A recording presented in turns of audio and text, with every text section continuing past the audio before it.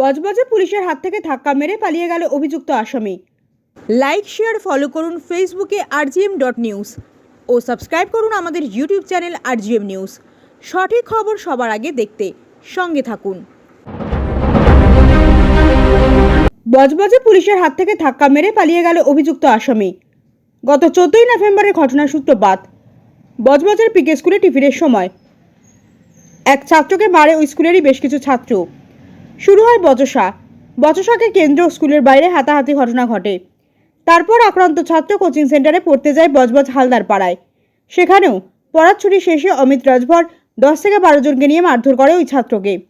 এরপরই বজবজ থানায় লিখিত অভিযোগ দায়ের করে আহত ছাত্রের পরিবারের লোকজন। প্রাণনাশের হুমকিও দেওয়া হয়। গতকাল অমিত রাজভর নামে মূল অভিযুক্তকে গ্রেফতার করে পুলিশ। আজ তাকে আদালতে পেশ করা হলে 5 দিনের পুলিশি হেফাজতে নির্দেশ দেয় আদালত।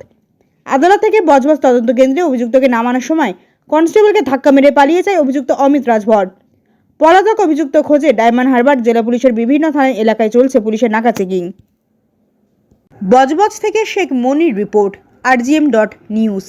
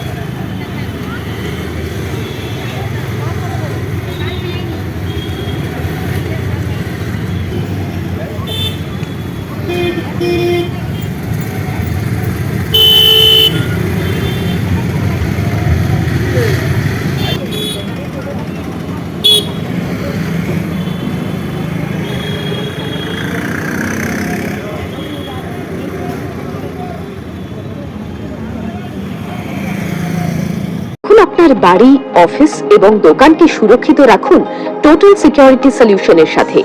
আমরা বিভিন্ন নামি দামি ব্র্যান্ডের সিসিটিভি ও সিসিটিভি সংক্রান্ত যাবতীয় অ্যাক্সেসরিজ বিক্রয় করার পাশাপাশি সার্ভিসও প্রোভাইড করে থাকি। টোটাল সিকিউরিটি সলিউশন একটি নির্ভরযোগ্য প্রতিষ্ঠান যা 24/7 সার্ভিস প্রোভাইড করে থাকে।